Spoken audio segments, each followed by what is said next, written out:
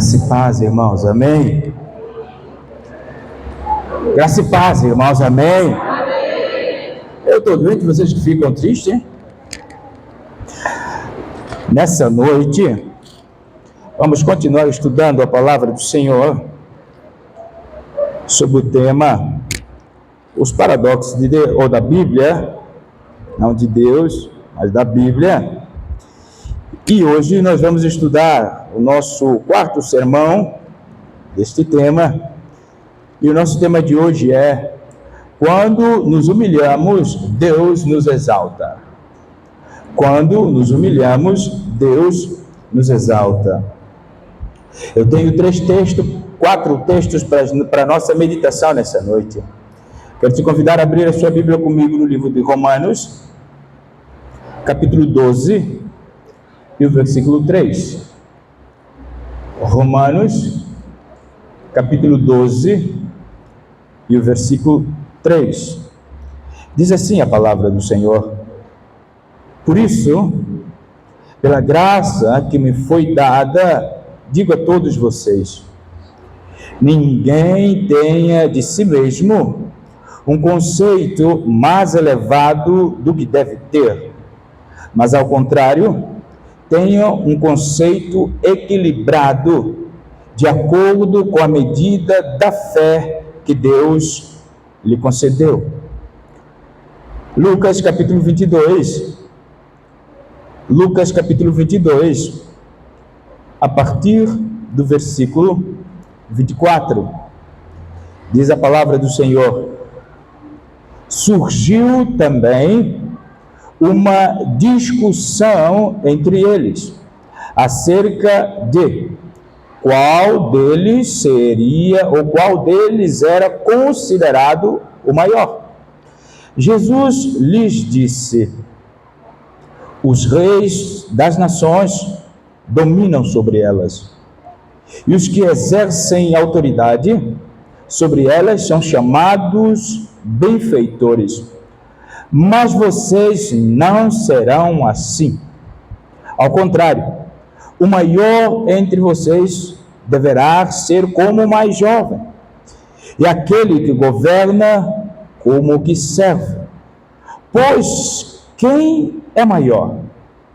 O que está à mesa ou o que serve? Não é o que está à mesa, mas eu estou entre vocês como quem serve. Filipenses 2:3. Filipenses 2:3. Diz assim a palavra do Senhor: não façam por ambição, nada façam por ambição egoísta ou por vaidade, mas humildemente considerem os outros superiores a vocês mesmos. E o último texto, e o texto para a nossa meditação nesta noite, Tiago capítulo 4 e o versículo 10. Tiago capítulo 4 e o versículo 10. Humilhem-se diante do Senhor, e Ele os exaltará. Humilhem-se diante do Senhor, e Ele os exaltará. Amado Deus, agradecemos pela Tua palavra, agradecemos pela Igreja do Senhor reunida neste lugar, agradecemos pela vida, Senhor Jesus, da nossa irmã Neide, que o Senhor concede um ano de vida, e louvamos a Ti pelo Teu cuidado e proteção na vida dela e na vida da Igreja do Senhor. Nossa oração é que o Senhor ilumina nosso entendimento para entendermos, compreendermos esta palavra nesta noite e encoraja-nos a aplicá-la à nossa vida, de maneira que possamos ser mais semelhantes com o Senhor. Nós oramos em nome de Jesus. Amém. Que textos fabulosos, riquíssimos, encorajadores e desafiantes são esses que eu acabei de ler. 4 textos. Eu quero simplesmente dar algumas pinçadas. Isso aí, vocês entenderam? Em alguns textos, eu vou me deter no último texto de Filipenses. Paulo começa dizendo algo bastante importante. Há uma graça que foi nos dispensada. E essa graça que nos foi nos dispensada nos possibilita viver. Você sabe que nós temos uma graça para a salvação e nós temos uma graça para viver. Por isso que nós temos aquilo que o próprio Tiago vai dizer, que existe aquilo que ele chama de uma graça comum. Uma graça comum que não é para a salvação, mas é para possibilitar sobreviver neste mundo tão desafiador. E esta graça comum também revela Deus, contudo, não é para a salvação. Por exemplo, a graça comum é comunicável através de coisas que pessoas fazem e que mostram a Deus. Por vezes você vê uma boa música, um exponencial artista cria uma melodia, mas esse cara nunca veio numa igreja, nunca pisou o pé, faz uma letra que fala sobre Deus, mas ele nunca sentou no banco da igreja. Mas é o Senhor que permite que isso aconteça para a glória dele. É a mesma forma que quando um artista faz um quadro de forma exponencial e comunica toda a grandeza e a excelência de Deus numa pintura, por exemplo, começa que está ali. Não sei se quem fez já era salvo, mas o que nós sabemos é que é algo fantástico, que representa a grandeza e o trabalho, a criação de Deus. Isto é graça comum. Deus capacita o indivíduo. Está no primeiro botão aqui, daqui para ali. Então, o que nós precisamos entender é que esta graça que nos possibilita viver, ela também precisa nortear o nosso relacionamento um com o outro. E olha só o que Paulo vai dizer. Como o norte para o relacionamento, ele diz algo bastante importante: não tenha de si mesmo um conceito mais elevado do que deve ter. Ou seja, a primeira coisa que o apóstolo Paulo já está combatendo aqui é a soberba do nosso coração, de muitas vezes nos posicionar a despeito do outro um pouquinho a mais. Um plus pouquinho.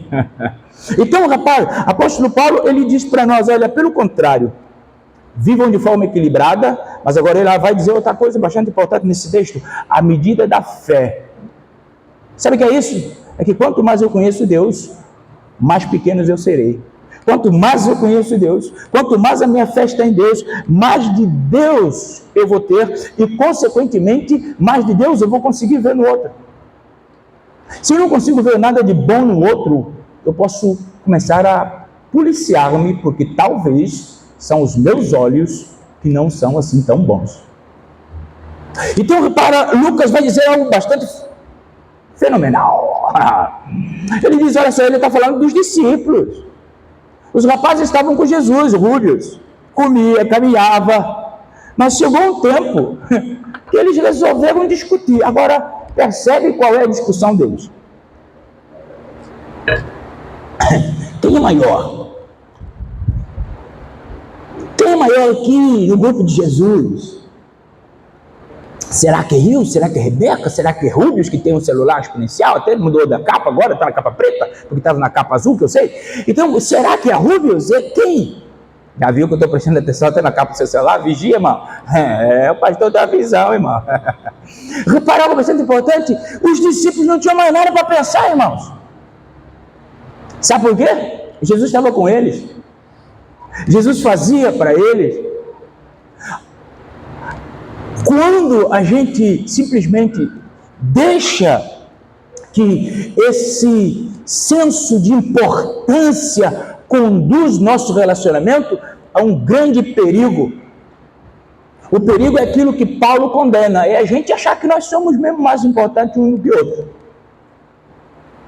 A gente acha, não, porque eu sou filmador da igreja, lógico, eu sou mais importante que os demais. Né, Wilson? Eu uso o microfone, eu sou mais importante que os demais. Só que, percebe algo bastante importante que Jesus vai dizer. Olha só, ensinamento de Jesus para eles. Primeiro, os reis do mundo, das nações, dominam sobre eles. Ou seja, entre eles, a maior, que domina sobre eles, que impera a vontade dele sobre ele. Mas agora ele vai falar assim, olha, no versículo 26. Mas vocês não serão assim. Irmãos, isso é de uma riqueza profunda. Jesus separa aqui, irmã Ingrid, conceito do reino e conceito do mundo. Jesus está dizendo, olha só, é que no meu reino, na minha igreja, nos meus discípulos, é diferente do que acontece lá fora. Então não traga de lá para influenciar aqui, porque não funciona, são coisas diferentes. Aqui é princípios espirituais que norteiam. O norteamento aqui não é o quanto eu aprendo de coaching, de administração, de liderança, de tal. Não, irmão, isso é muito bom para ti lá. Aqui, Jesus disse, esta é a minha igreja. Quando ele fala que é minha igreja, consequentemente ele está dizendo assim, é a minha vontade, é a minha instrução, é o meu governo, é da minha forma. Então ele vai dizer assim, olha só, o que vocês acham que é mais importante? Quem serve ou quem está na mesa? Aí ele mesmo diz, é quem está na mesa, não? Pois é. Como que ele dissesse, eu deveria estar na mesa porque eu sou o Senhor, mas eu estou aqui como aquele que serve vocês. Então vamos parar de querer ser mais importante que o outro, querer ter uma posição mais destacada do outro. E isso foi tão grave, que a Bíblia diz que entre eles, quando os outros discípulos souberam que esses dois discípulos chegaram para Jesus e perguntaram, tentaram simplesmente que cada um sentasse numa mão direita ou numa mão esquerda, todo mundo ficou revoltado com eles. É isso que o destaque gera no corpo de Cristo. Fratura. Então, repara algo que Paulo vai dizer em Filipenses. No corpo de Cristo não podemos fazer nada por ambição egoísta ou por vaidade. Isso é tão sério, tão sério. Eu ouvi certa vez falar assim, nós precisamos cuidar, e eu concordo em uma quarta parte desta afirmação, nós precisamos cuidar quando nós temos novos convertidos, por exemplo, que vêm de uma experiência de destaque lá fora, e chega aqui, a gente coloca já no destaque aqui dentro também, criando idolatria no coração das pessoas, e um desentendimento total da verdade de Deus quanto ao caminho de Deus. Humilhado ou humilhar-se, Deus exalta, mas nós vamos ver que Deus não exalta para vanglória, Deus exalta para serviço. Foi isso que ele disse aqui, eu deveria estar na mesa, mas eu estou como quem serve. Percebe que o Pai glorificou, ou exaltou o nome de Jesus, mas ele era servo. Deus nos exalta para servir, Rúbios, não para outra coisa. Vamos ver no decorrer desse pensamento. Agora, finalizando, o Tiago vai dizer algo lindo. Humilhem-se diante de Deus e ele os exaltará. Irmãos, a forma de nós caminharmos com Deus é a forma humilde. Mas vamos entender o que é humildade, porque é um grande erro e discrepância quanto à concepção bíblica do que é humildade. Como nós precisamos andar humildes diante do Senhor? O que o Senhor quer verdadeiramente que nós entendamos daquilo que Ele quer falar? Sabe, há um escritor católico do século XX que escreveu algo bastante importante, Thomas Merton. Ele diz: o orgulho nos torna superficial e a humildade nos torna real. O orgulho nos torna superficial e a humildade nos torna real. Sabe por quê? O orgulho faz você quem você não é. Você já teve, de certa forma, num dilema em que a pessoa teve que dizer para você: você sabe com quem você está falando? Isso é o cúmulo do orgulho e é o cúmulo da inocência ou da ignorância de quem é ela. Na verdade, quando alguém chega a fazer essa afirmação, quem não sabe quem está falando é a pessoa. Porque quem somos nós? Para achar que somos alguma coisa a respeito dos outros. Repara, meu irmão, existem duas expressões de importância na vida de qualquer um ser humano. E nesse tempo em que nós estamos vivendo, então, nós temos de veras ouvido essa questão, essas expressões, para cima e para baixo. Ou você está para cima, você está, como diz no popular, na onda, ou você está para baixo. Simplesmente, isso é duas expressões orientacionais para a emoção da pessoa. Agora, existe um livro denominado Metáforas da Vida Cotidiana, de George Lacroix. Ele vai explicar para nós como essas expressões na nossa vida e no tempo do hoje, elas, de certa forma, descrevem verdades que muitas das vezes nós desconhecemos. Repara, quando você, por exemplo, está de boa saúde, quando você está com a sua dispensa exponencial, quando a sua conta poupança está igual à conta de dinheiro, você está o quê? Para cima. Você está para cima. Mas quando você, por exemplo, está enfermo e tem que passar no hospital, tem que tomar umas injeções como eu tomei hoje, aí as pessoas acham que você está para baixo. Por quê? Agora, por vezes as pessoas estão flertando uma com a outra a partir desses conceitos. Olha para a irmã, se percebe que ela está cabisbaixa. Vamos, astral, para arriba, para cima, vamos para cima. Por quê?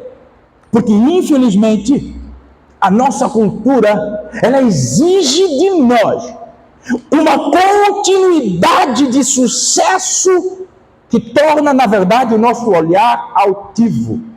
Ou seja, se você não estiver no padrão daquilo que as pessoas querem, que o mundo determina, que a sociedade em que você está determina, você é simplesmente desqualificado para aquele movimento, para aquele local. E a grande maioria da cultura dos nossos dias não deseja nenhum tipo de relação com humildade.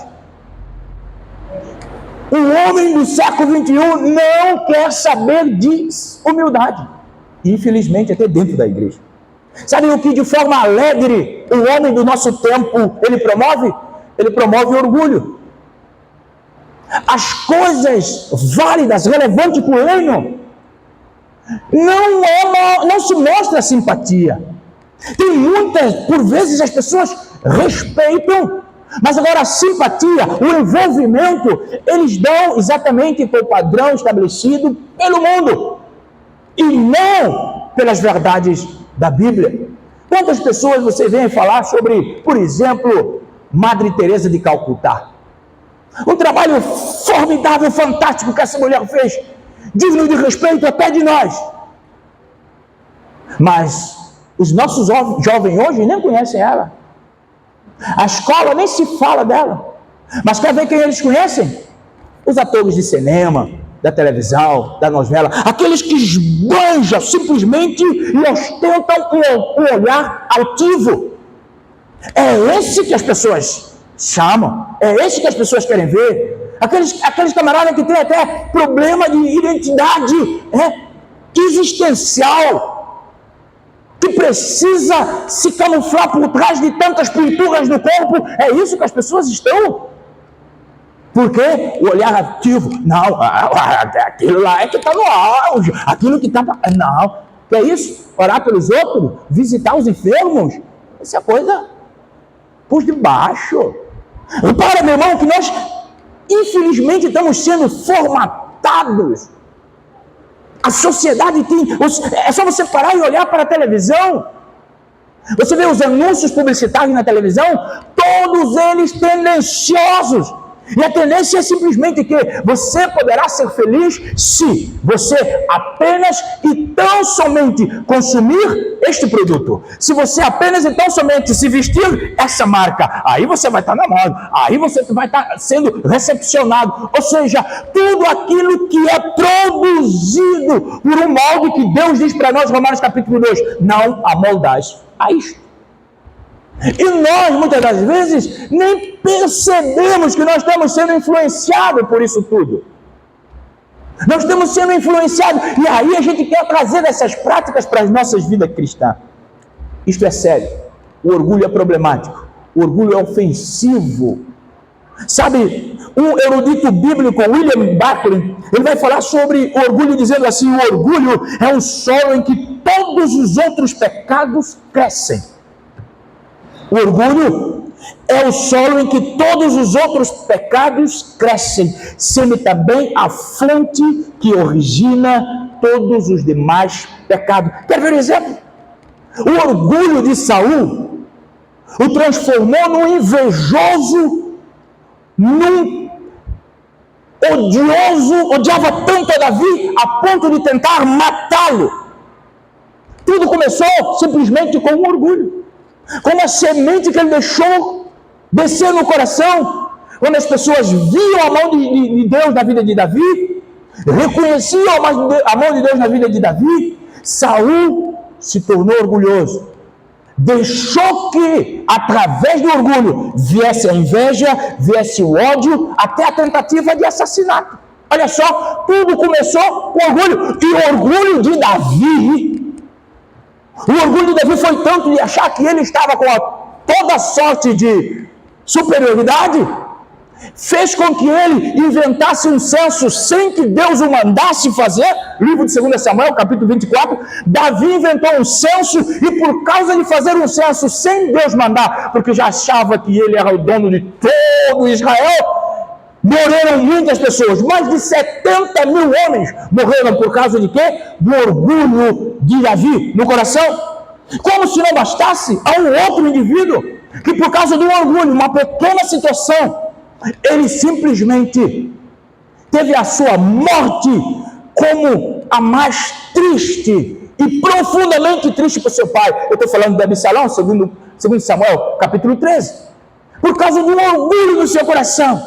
Porque Deus não escolhera ele para governar o povo. Ele simplesmente quis, de forma desleal, aniquilar o seu pai e o reinado do seu pai. E a Bíblia diz, por causa disto, a morte dele foi tão triste que o pai lamentou tanto. Repara, meus irmãos, se nós os cristãos queremos verdadeiramente subir, estar em cima com o Senhor, nós precisamos descer e obedecer às instruções de Tiago. Qual é a instrução de Tiago? Humilhem-se diante do Senhor e Ele os exaltará. 3 instruções aqui para nossa meditação nesta noite. Tiago nos deixa 3 instruções, da qual, se nós obedecermos, com certeza Deus irá nos exaltar para a glória do seu nome. Primeira instrução: humilhem-se diante do Senhor. Devemos cultivar uma humildade genuína. Primeira instrução: nós precisamos cultivar no nosso caminhar. Gostei de uma expressão que a Diane usou aqui. Gostei de todas as outras, mas uma me chamou muita atenção. Você falou que a gente ouvisse com o coração. Muito bom. Que o Senhor nos ajude a entender a sua palavra disso. Porque quando você ouve com o coração, ela transforma realmente. Mas quando você ouve só com a mente, é só informação, não vai transformar. Primeiro, devemos cultivar uma humildade genuína. O que isso quer dizer? Provérbios capítulo 6, 16 e 17 vai dizer assim: há 6 coisas que o Senhor odeia, 7 coisas que Ele detesta. Aí Ele diz, a primeira das coisas que o Senhor detesta: olhos altivos. O que é olhos altivos? O orgulho, a soberba, olhos altivos. Agora, Provérbios 8:13, olha só o que o Senhor vai dizer: temer o Senhor é odiar o mal, odeio o orgulho e a arrogância. O Senhor dizendo isso. Repara, algo bastante importante é que a palavra humildade deriva de uma palavra latina que quer simplesmente, é o que significa baixar rente ao solo. Sabe para quê? As pessoas orgulhosas, elas não, de forma alguma, percebem esta palavra na sua essência porque se mantêm em uma postura altiva constantemente. Olhos sempre altivos, olhos que suscitam elogios e que desejam profundamente chamar a atenção especial para si. Sabe, meu irmão, mas agora o que me chama mais a atenção é que o Senhor diz: odeio o orgulho, odeio olhos altivos. Então, repara, meu irmão, algo sério é que o orgulho foi o primeiro pecado registrado na palavra do Senhor, quando até então o anjo Lúcifer se rebelou contra o Criador, se tornando Satanás, Isaías 14, e o pecado inicial aqui na terra começa com Eva. Por quê? Porque ela acreditou numa mentira, uma mentirosa promessa de Satanás. Qual foi a promessa? Que ela, se comesse do fruto, seria como Deus. Olhos ativos. Querer ser o que não foi feito para ser. Repara algo bastante importante, meu irmão. É que, infelizmente, se nós não cuidarmos, o olho altivo é sorrateiro. Por vezes você nem percebe. Mas nós vamos fazer um teste para a gente ver como está a humildade do nosso coração. Sabe o que, meu irmão? O sentimento do orgulho é o primeiro passo na realização do pecado. Como a gente viu nesses exemplos bíblicos que eu dei. Tudo começou simplesmente por um orgulho, olhos altivos. Não considerar, as pessoas com frequência passam, ou pessoas que com frequência pensam na promoção e no prazer pessoal, acabam se idolatrando. E quando se idolatram, isto é, os olhos altivos, eu sou igual ao que cantou o irmão Roberto Carlos, eu sou o cara. eu tenho como é que fala? Um pequeno desenho de um menininho que eu uso como ilustração por vezes. Como eu não estou usando o computador, eu não trouxe. E ele bota o dedinho para cima, o dedinho para baixo. E aí está lá a legenda: eu sou o cara, um menininhozinho. Então, quando, infelizmente, nós olhamos muito para nós mesmos, nós começamos a nos idolatrar, e isso gera pecado contra Deus, pecado contra nós mesmos e pecado contra os outros. Pecado contra Deus porque nós queremos a glória de Deus. Pecado contra nós mesmos porque nós não fomos feitos para ser objeto da adoração. Pecado contra os outros porque a gente vai exigir do outro a adoração.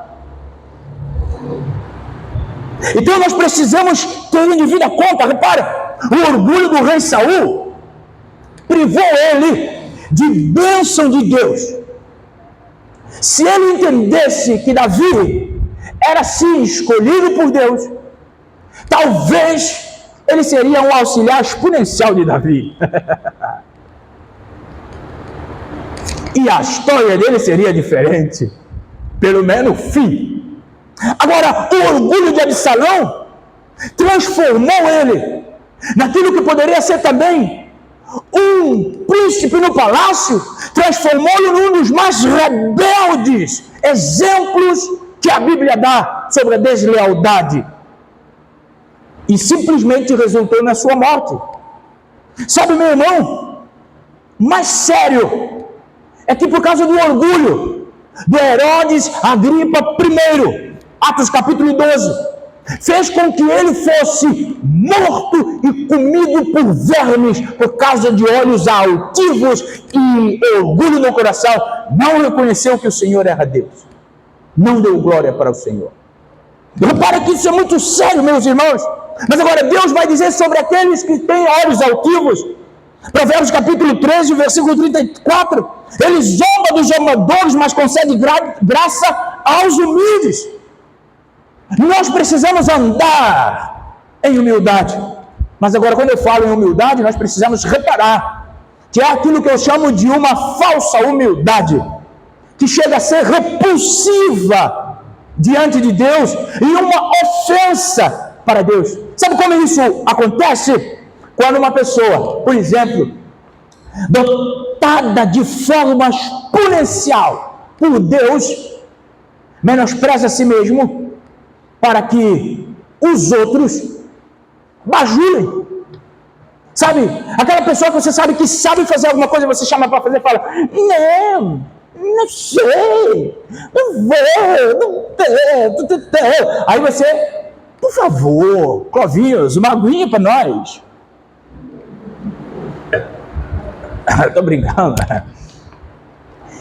A pessoa, ela simplesmente menospreza a si, o talento que Deus colocou nela, que é para a glória dele. Sabe para quê? Simplesmente para que todos reconheçam e bajulem, chamando, elogiando. Eu vou parar algo sério aqui, irmãos. É que, repara em implorar essas pessoas para servir. Não servem. Não servem de tal ponto que podem prejudicar os outros que servem dentro da sua limitação. Porque, meu irmão, todas as vezes que você lida com uma pessoa dessa, quer fazer um teste, quando eu e você somos chamados para fazer algo que a gente sabe que Deus nos capacitou para fazer, e a gente não faz, e se as pessoas chamarem outras pessoas para fazer no nosso lugar, o que vai acontecer? O vaidoso se enfurece logo. O de olho altivo se enfurece e cria problema. Mas agora, meu irmão, a humildade, isso que eu quero que nós aprendamos nesta noite, não significa menosprezar ou desvalorizar a sua imagem. E muito menos você ter uma imagem para além daquela que Deus tem de você. Você é filho de Deus, escolhido do Senhor. Deus te ama de forma como nunca amou ninguém, porque o amor de Deus por cada um de nós é exponencial, na nossa proporção.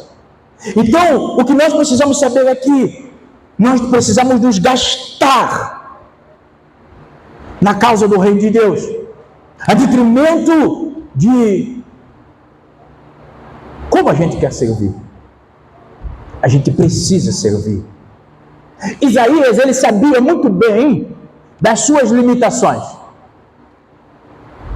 Ele sabia das suas limitações, mas quando o Senhor Jesus, o Deus, o chamou, Isaías capítulo 6, versículo 8, qual foi a disposição de Isaías? Eis-me aqui. Ele não inventou nada, ele não inventou história, ele só disse: eis-me aqui. Mas ele estava capacitado para fazer o que Deus havia chamado para fazer? Até então não. E o texto continua dizendo que então o Senhor purificou e capacitou Isaías para fazer. Mas a humildade no coração dele era entender que ele fora feito para servir ao Senhor.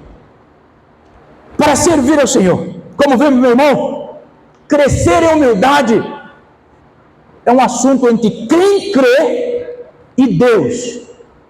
Sabe por quê? Deus é o único que tem o poder de esquadrinhar o nosso coração, perdoar os nossos pecados, nos ensinar e nos moldar.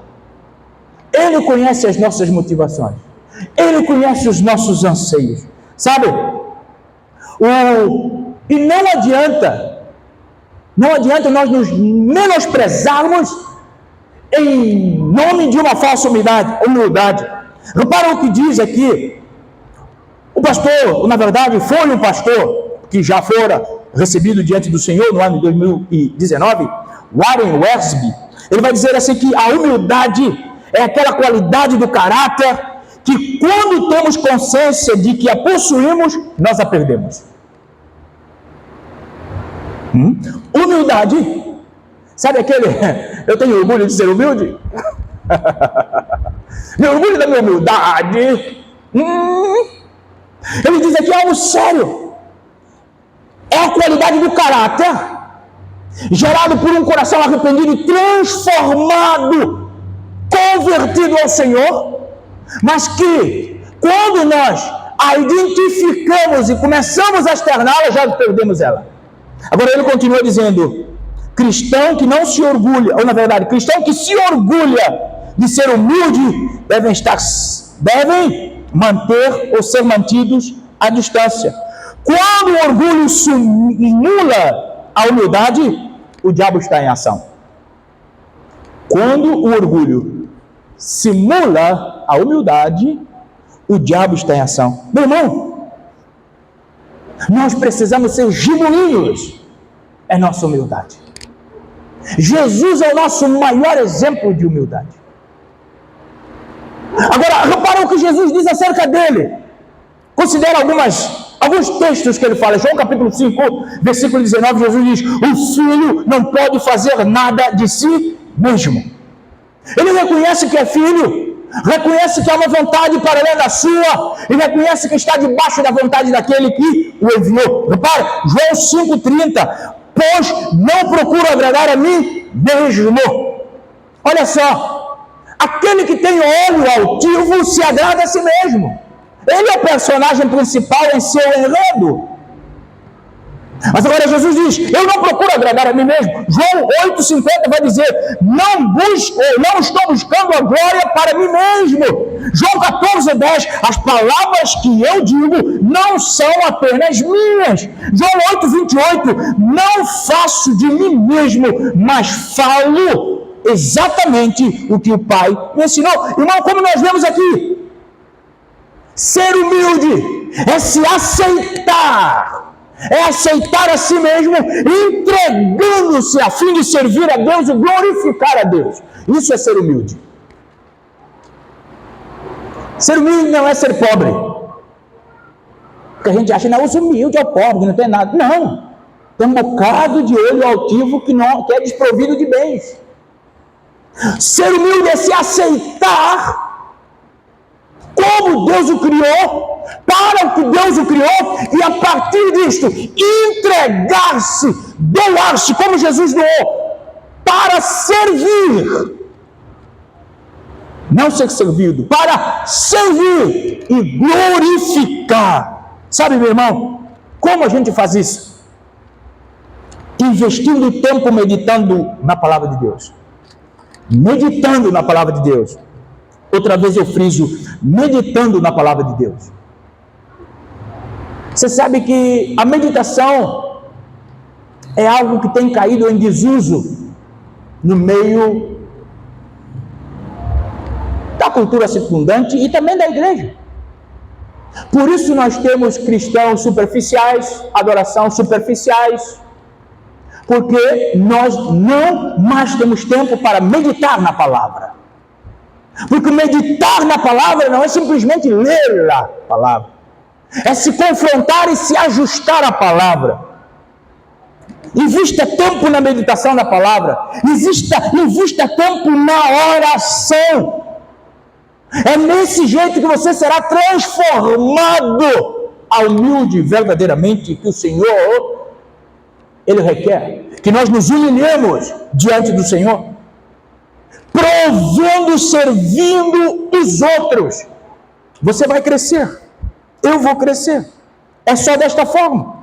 Então é essencial que a gente de vez em quando faça análise e uma avaliação e peça a Deus perdão, mas não devemos ou não conseguiremos, na verdade, nos tornar humildes à medida daquilo que Deus requer de nós, com os olhos fixos em nós mesmos. Sabe por quê? Jeremias 17:9. O coração é mais enganoso do que qualquer outra coisa, e a sua doença é incurável. Então não tem como você parar de viver a sua fé olhando para você, somente para você, com os olhos fixos em você, porque sabe o que vai gerar? A mesma doença dos discípulos. Eu sou maior. Quando eu vejo para mim, só eu sou santo. Os outros são mortais. Só me falta a asinha e a orelhazinha na cabeça. Pronto, vão me canonizar. É perigoso viver uma vida olhando para os seus feitos. É perigoso viver uma vida cristã olhando para o seu umbigo. Repara, algo bastante sério. Não podemos confiar sempre nas nossas próprias autoavaliações. Porque muitas das vezes nós somos tão delicados com as nossas próprias autoavaliações e nós somos tão cruéis quando nós avaliamos o outro. Nós julgamos o outro com um julgamento tão feroz, mas conosco não. Não é bem assim. Temos mais cuidado. Nós precisamos entender que o que precisa estar na nossa mente é aquilo que Davi, ele fala no Salmo 139, 24 ou 23 e 24. Davi diz algumas palavras importantes, que eu não vou ler o texto, só algumas palavras de Davi. Davi começa dizendo: Senhor, sonda-me. Sonda-me. Quando o Senhor sonda, que Ele te confronta, aí você vai ver. Davi fala: prova-me. A nossa fé precisa ser provada. E o Senhor é aquele que examina. Davi diz: dirige-me pelo caminho eterno. Sonda-me, prova-me, dirija-me, para que eu viva uma verdadeira e genuína humildade. Agora, talvez seja a hora de você perguntar para si mesmo: como é que eu estou do ponto de vista de humildade? Vou te ajudar a responder essa questão. Vou fazer alguns questionamentos aqui. E na medida que você for respondendo estas questões de forma sincera e honesta contigo mesmo e com Deus, você vai saber como é que você está do ponto de vista da humildade. Primeiro, como você reage aos elogios e às críticas? Segundo, ao ser totalmente ignorado, você procura chamar atenção para você mesmo? Com frequência, você se compara com os outros e intimamente critica-os, enaltecendo a si mesmo? Sabe, irmão, o orgulho, ele nos torna invejosos e, consequentemente, críticos. Muito críticos. Costuma julgar os outros com maior severidade do que você julga a si mesmo? Pense. Procure privilegiar a crítica ou busca a maneira de elogiar e encorajar o outro. Quando alguém chega para perto de você com crítica dos outros, você patrocina essas críticas ou você procura encorajar? Tem mais perguntas para a gente pensar? Eu perdoo as demais pessoas ou guardo mágoa? Eu fico feliz quando eu tenho a oportunidade de auxiliar o outro de forma anônima, ou simplesmente eu costumo falar em voz alta e bom tom, para que todos ouçam que eu estou ajudando, buscando ostentação e louvor para mim. Mateus capítulo 6. Se você e eu somos dotados de uma inteligência invejável, procuramos enfatizar sempre isso, ou simplesmente você usa esse dom para servir os outros? Se você responder essas perguntas sinceramente, você vai saber se você é humilde à medida daquilo que Deus espera de nós. Segunda orientação que Tiago nos dá: humilhem-se diante do Senhor e Ele os exaltará. Segundo, devemos praticar a honestidade total. Primeiro, devemos ter genuinamente a honestidade. Segundo, devemos praticar a honestidade. Repara o que Salomão vai nos advertir. Provérbios 28, 13, ele diz: quem esconde os seus pecados não prospera, Mas quem confessa e os abandona, encontra misericórdia. Sabe, muitas das vezes, o fato de nós vermos cara e não vermos o coração, faz com que você se apresente diante de mim, como você quiser. Mas só que Deus exige de nós um padrão para o nosso relacionamento enquanto aqueles que virão ao Senhor, ou que estão caminhando para o Senhor. E o padrão é: humilhem-se, que eu os exaltarei. Irmãos, humilhar-nos perante o Senhor significa simplesmente nós vivemos honestamente diante de Deus e dos outros. Vivemos honestamente. Sermos aquilo que as pessoas estão vendo. Eu costumo dizer: o que eu vejo é você?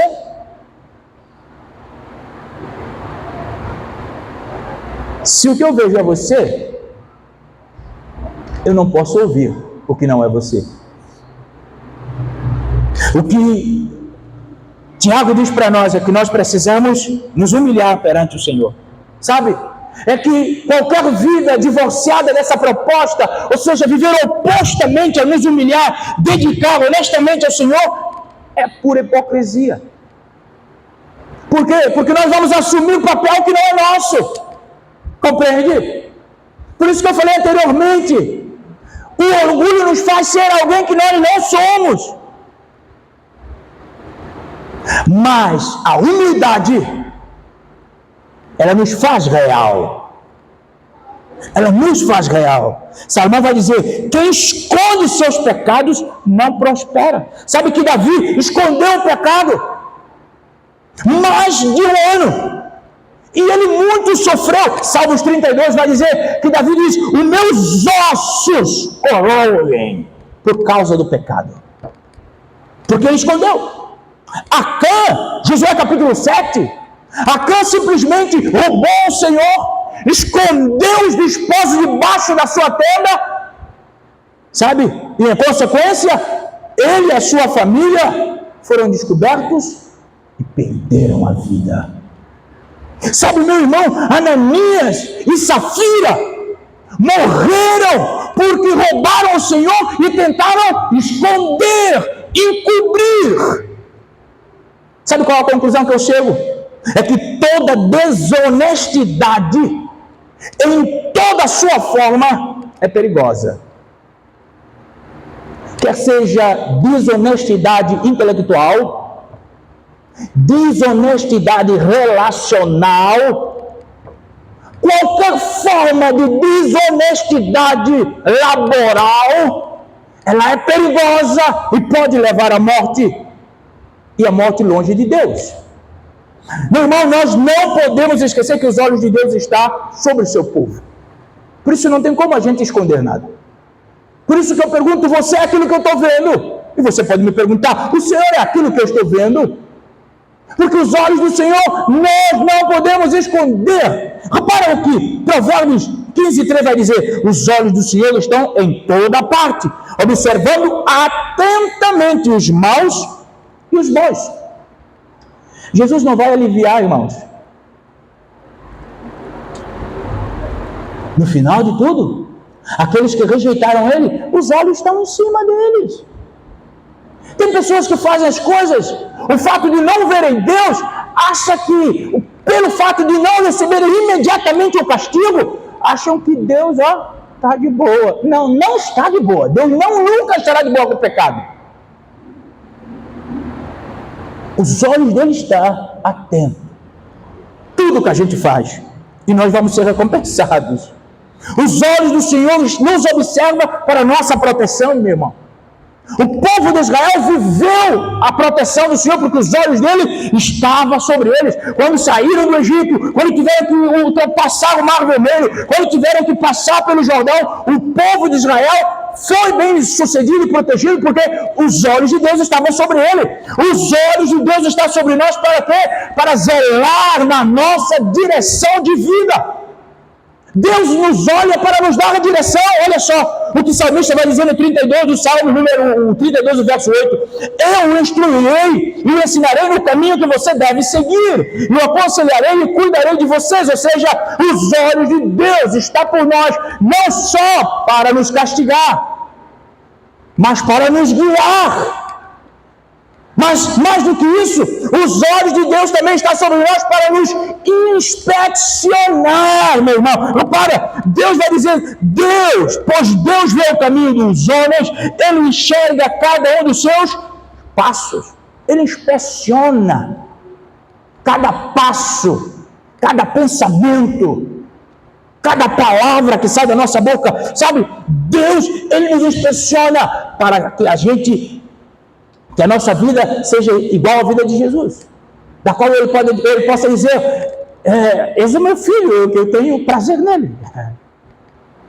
Deus não nos inspeciona para a nossa condenação, Ele nos inspeciona para colocar, para que a gente tenha o caminho correto que nos leva ao céu definido. Meu irmão, minha irmã, o propósito de Deus é que a gente seja semelhante a Jesus. Por isso os olhos dele estão sobre nós. Os olhos dele expressam afeição, como um pai olha para seu filho, percebe as suas habilidades e considera todas elas. Os olhos dele estão sobre nós. Os olhos dele estão sobre nós, porque o propósito dele é nos aperfeiçoar. Repara o que Mateus 5,48 vai dizer, portanto, sejam perfeitos, como perfeito é o Pai de vocês. Esse é o desejo de Deus, que a gente seja perfeito. É lógico que Jesus não está falando numa perfeição ausente do pecado, porque Ele sabe que enquanto Ele não voltar, não há como nós vivermos uma perfeição ausente do pecado. Mas o que Jesus está falando é sobre a maturidade cristã. Nós precisamos crescer. É sobre a plenitude de vida cristã. Como falou aqui Dian, nós precisamos crescer. Meu irmão, e o Espírito do Senhor utiliza tantas coisas para nos ajudar, como a sua palavra, como a oração, como a igreja, até mesmo os sofrimentos da nossa parte. Ele usa para nos aperfeiçoar. Finalmente, terceiro e último, instrução de Tiago para nós devemos nos humilhar na presença diante do Senhor e Ele nos exaltará. Nós devemos esperar uma jubilosa vitória depois da vida humilde nessa terra diante de Deus. Há uma vitória para nós. Deus nos exaltará se nós vivermos humilde diante dele. É Ele que nos exaltará. Isso é um júbilo, é uma vitória para nós. Então, o que a gente vê é que pela fé, nos humilharmos, e Deus é que vai nos elevar em vitória. Contudo, tem um pequeno sinão aqui, é que o exaltar de Deus e nos elevar à vitória, não é nos fazer receber louvores. Deus não nos exalta para nós recebermos louvores. Deus nos exalta para nós servirmos os outros e glorificar a Ele. Repara, o que o texto simplesmente diz, 23 de Mateus 11, o maior de vocês deverá ser servo. A maior exaltação do que essa, sabe, é um pastor, na verdade, foi um pastor sul-africano, chamado Andrew Moran. Ele diz que não é nada tão divino como ser um servo e auxiliar de todos. Por isso que o saudoso pastor Paulinho, ele falava aprendiz de servo. Ele assinava sempre aprendiz de servo. Se nós entendêssemos a plenitude dessa expressão.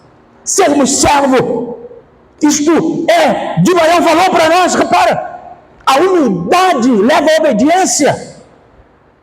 E a obediência manifesta pelo amor, ou no amor. Eu obedeço a Deus pelo amor. E consequentemente, pela obediência, a humildade no meu coração de perseguir ela. Meu irmão, Paulo, Atos 20, 19, ele vai dizer: servi ao Senhor com toda a humildade. Sabe, meu irmão, o nosso serviço aqui nessa terra, pode ser que nós não recebamos imediatamente apreciação ou recompensa, até porque isso não está no script. Mas tudo está sendo registrado no céu, onde um dia nós havemos de receber o galardão. Eu quero te encorajar nessa noite, antes de dormir, leia capítulo 11 de Hebreus. E você vai ver inúmeras pessoas que se humilharam e foram capacitadas a realizar grandes feitos por Deus e por outros. Hebreus capítulo 11, você vai ver algo fantástico que é servir. Não esqueça que Deus não fez desses homens, Hebreus capítulo 11, celebridade. Deus fez deles servo. Todos eles eram servos e não celebridade. Sabe? Charles Spurgeon, ele diz que, ou disse, sendo ele um príncipe dos pregadores, um pastor batista, ele disse assim: olha, não é humildade subestimar-se. Subestimar-se não é humildade. A humildade é pensar em si mesmo como Deus pensa em você. É sentir que, se temos talentos, eles foram nos dados por Deus. E veja que, como a carga em um navio, eles tendem a nos afundar. Quanto mais temos, mais baixo devemos ser. Percebe? Ele está dizendo aqui que a humildade não é você se subestimar, e você tem muitos talentos que Deus te concedeu para a glória dele e edificação dos outros. Só que ele diz assim: cuidado com tantos talentos, porque você pode se afundar neles. Porque quanto mais talentos, mais baixo você precisa estar. Maria, mãe de Jesus, entendeu isso de forma especial. Porque no canto de Maria, no livro de Lucas, capítulo 1, ela vai dizer sobre Jesus: derrubou governantes dos seus tronos. Ou seja, os olhos altivos, os orgulhosos foram derrubados, mas exaltou os humildes, encheu de coisas os famintos, mas despiu de mão vazia os ricos. Meu irmão, minha amada irmã, nos humilhar na mão do Senhor, diante do Senhor, é nos preparar para algo glorioso, exaltação do Senhor na nossa vida. Eu quero terminar e orar com você, com o texto de Pedro, 1 Pedro, capítulo 5, e o versículo 6. Pedro diz algo bastante importante. Portanto, humilhem-se debaixo da poderosa mão de Deus, para que Ele os exalte no tempo devido. Parece que esse paradoxo, ele é um daqueles que nos entra meio atravessado, por causa da cultura. Que a humilhação, ou que a humildade parece ser ofensa. Mas, na verdade, é um pré-requisito para uma vida vitoriosa. Por isso que o Senhor diz: humilhem-se diante de Deus e Ele vos exalte. Baixe a sua cabeça, eu quero orar com você.